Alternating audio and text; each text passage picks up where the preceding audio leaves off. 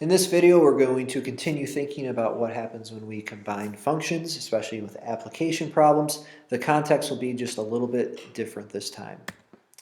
Let's pretend that you are working at a local Wendy's and you earn $7 an hour. I have no idea if that's realistic at this point in time. I know when I was in high school, I would have been thrilled with a $7 an hour job.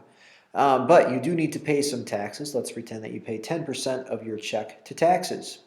All just info that we'll need at some point here. We're going to write a function called g of x that will show how much you earn before taxes after working x hours. So what's that nice big number that you see and that makes you think you're going to be rich? Well, in this case, you take the number of hours that you work and just multiply by 7. Okay, so 7 times x. What I want you to think about, though, is kind of what's your input versus output. Your input here, x, is the number of hours that you work. Your output is your pay. Okay, what's that restaurant writing, or originally what would they write on that check? Okay. Now, let's say that you have that overall pay, but now you have to figure out how much you need to send out for taxes. So we're going to write a different function, f of x, that will show how much of your paycheck goes towards taxes after earning x dollars. So notice that x stands for something different. Up here it was hours, and now x will stand for the dollars that you think you have earned and are completely yours. So you are paying 10% of your check to taxes.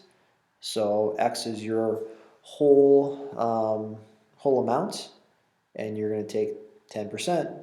And whatever result you get there, that's what you end up paying for taxes. Now, your input for this was the overall pay, and the output is your taxes. Okay, but you want to have a function, h of x, that will tell just exactly how much money you must pay in taxes after working x hours.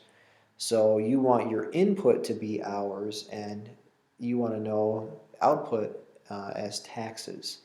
So the point here is that you could do this as a composition. This is kind of a simpler example in some ways.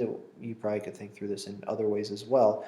But what you're going to do is say, I already have this nice equation that tells my pay based on hours, that's 7x, and that's what I would put inside this function right here. That's what I would actually replace this x with. So h of x would equal the composite f of g of x. You want to first of all figure out what your pay is, and then take 10% of that for taxes.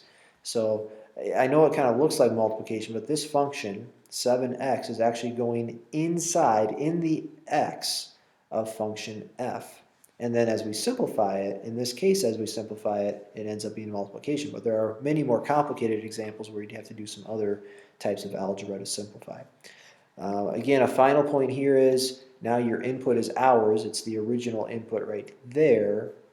Your output is taxes, and the composite has really kind of taken out this middleman of pay. So just another kind of interesting way to think about how we could combine functions.